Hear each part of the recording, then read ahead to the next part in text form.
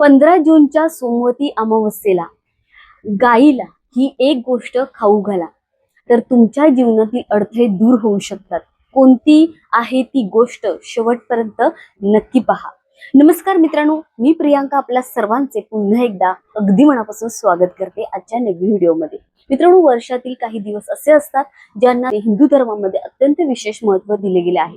त्यापैकी एक म्हणजे सोमवारी येणारी अमावस्या, म्हणजेच सोमवती अमावस्या. यावर्षी 15 जून रोजी येणारी सोमवती अमावस्या अनेक शुभयोग घेऊन येत आहे. धर्मशास्त्रांमध्ये असे सांगितले जाते की या दिवशी केलेलं स्नान, दान, जप, तप, पितृतर्पण आणि गोसेवा यांचे पुण्य अनेक पटीने वाढते. आजच्या या व्हिडिओमध्ये आपण सोमवती अमावस्येचे महत्त्व जाणून घेणार आहोत आणि या दिवशी कोणती कामे करावीत, कोणती कामे टाळावीत आणि गाय मातेशी संबंधित विशेष उपाय, पितृदोष निवारणासाठी धार्मिक कृती आणि जीवनात सकारात्मकता वाढवणारे काही महत्त्वाचे उपाय या व्हिडिओमध्ये जाणून घेणार आहोत. त्यामुळे हा जो व्हिडिओ आहे तो शेवटपर्यंत नक्की पहा.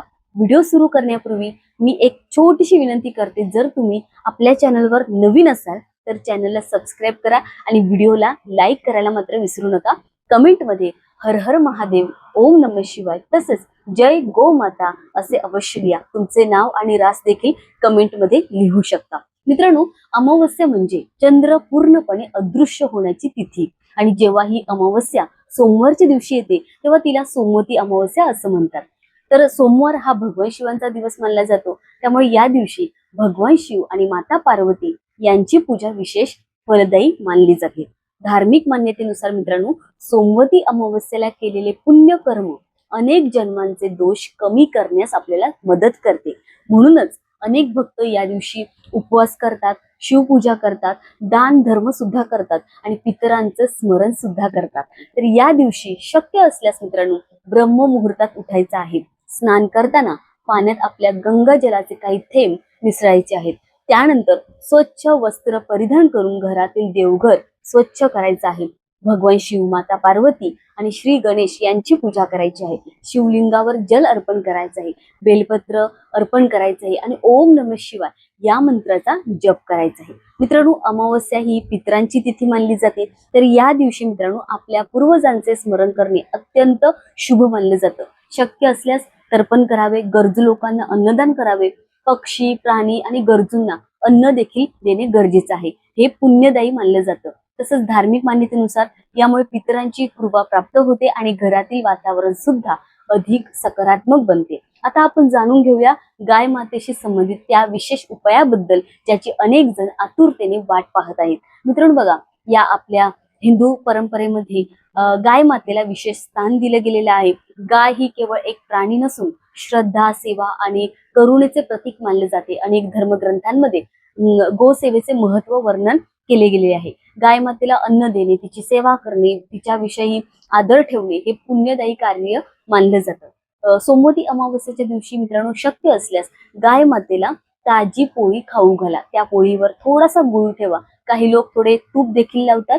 गाय मातेला प्रेमाने आणि आदराने अन्न अर्पण करायचं आहे. अन्न देताना मनात आपल्या कुटुंबाच्या सुखासाठी, आरोग्यासाठी, आर्थिक स्थैर्यासाठी आणि मानसिक शांततेसाठी प्रार्थना करायची आहे.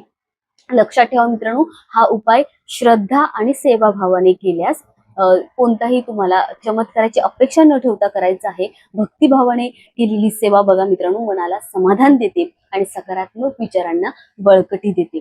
याशिवाय मित्रांनो, या दिवशी गव्हाच्या पिठाच्या 5 लोया तयार करायच्या आहेत. त्यावर थोडी हळद लावून गाय मातेला अर्पण करण्याची देखील इथे परंपरा आहे. प्रत्येक लोई देताना आपल्या मनातील चांगल्या इच्छा आणि संकल्प व्यक्त करायचे आहेत. अनेक भक्त काय करतात, हा उपाय श्रद्धेने करतात. संध्याकाळच्या वेळी पिंपळाच्या वृक्षाजवळ जाऊन मोहरीच्या तेलाचा दिवा तुम्हाला लावायचा आहे. हे देखील शुभ मानलं जातं. त्याचबरोबर दिवा लावताना भगवान शिवांचं स्मरण करायचं आहे. शांतपणे प्रार्थना करा आणि आपल्या मनातील सकारात्मक संकल्प दृढ करा. मित्रांनो, या दिवशी अन्नदान, वस्त्रदान, काळे तीळ, गूळ, तांदूळ, फळे किंवा पिण्याच्या पाण्याचे दान करणे हे देखील शुभ मानलं जातं. दान नेहमी नम्रतेने आणि निस्वार्थ भावनेने करायचं आहे. आता एक महत्वाची गोष्ट, सोमवती अमावस्येच्या दिवशी शक्यतो वादविवाद टाळायचा आहे. कोणालाही दुखवायचं नाही आहे. खोटे बोलू नका, अन्न वाया घालवू नका, प्राण्यांना त्रास देऊ नका, विशेषतः गाय मातेला शिळे किंवा खराब अन्न कधीही देऊ नका. गाय मातेला नेहमी ताजे आणि स्वच्छच अन्न द्यायचं आहे. उन्हाळ्यात पाण्याची व्यवस्था करा, हिरवा चारा उपलब्ध असल्यास तो द्यायचा आहे. हीच खरी गोसेवा आहे. मित्रांनो, अनेकांना आर्थिक समस्या असतात, मानसिक ताण असतो, कामातील अडथळे किंवा कौटुंबिक अडचणींचा सामना त्यांना करावा लागतो. तर अशा वेळी श्रद्धा, सकारात्मक विचार आणि सत्कर्म यांची साथ महत्वाची ठरते. भगवान शिवांची पूजा, दानधर्म, वृद्धांचा आशीर्वाद, गोसेवा आणि गरजूंना मदत करणे या गोष्टी मनाला शक्ती देतात आणि जीवनात सकारात्मक बदल घडवून आणण्यास मदत करतात.